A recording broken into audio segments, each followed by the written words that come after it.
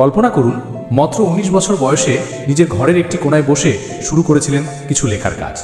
বন্ধুদের সঙ্গে যোগাযোগ সহজ করতে চেয়েছিলেন, আর সেই চেষ্টাই হয়ে উঠেছিল পৃথিবীর সবচেয়ে বড় সোশ্যাল নেটওয়ার্ক। তিনি হচ্ছেন মার্ক জুকারবার্গ, ফেসবুকের প্রতিষ্ঠাতা। তিনি যা পছন্দ করতেন তা নিয়েই শুরু করে দিয়েছেন। তিনি বলেন, সবচেয়ে বড় ভুল হলো ঝুঁকি না নেওয়া। আজ তার তৈরি ফেসবুক কোটি কোটি মানুষকে এক সূত্রে গেঁথে রেখেছে। তুমি যদি সাহস করে প্রথম পদক্ষেপটা নাও, ভবিষ্যৎ বদলে যেতে বাধ্য। শুরুতে অনেকেই বলেছিলেন এই প্রজেক্ট টিকবে না। তার বিরুদ্ধে মামলা হয়েছিল, সহপাঠীরা দাবি করেছিল তিনি তাদের আইডিয়া চুরি করেছেন। কিন্তু তিনি দমে যাননি। দিন রাত এক করে কাজ করতে থাকেন, নিজের বিশ্বাসের উপর দাঁড়িয়ে থাকেন। বড় বড় কোম্পানি ফেসবুক কিনে নিতে চেয়েছিল, ইয়াহু $1 বিলিয়ন অফার করেছিল। কিন্তু মার্ক বলেছিলেন, আমরা এই জিনিস তৈরি করিনি বিক্রি করার জন্য, আমরা এটা তৈরি করেছি মানুষের সংযোগের জন্য। সবচেয়ে বড় ঝুঁকি হলো কোনো ঝুঁকি না নেওয়া। চিন্তা করো না নিখুঁত হবে কিনা, শুরু করো।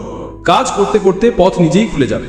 তুমি যা বিশ্বাস করো তার পেছনে দাঁড়াও, সেটা যদি অন্যদের থেকে আলাদা হয় তবু। মার্কের মতে সত্যিকারের উদ্যোক্তা সেই যে কেবল কোম্পানি নয়, পরিবর্তন তৈরি করে।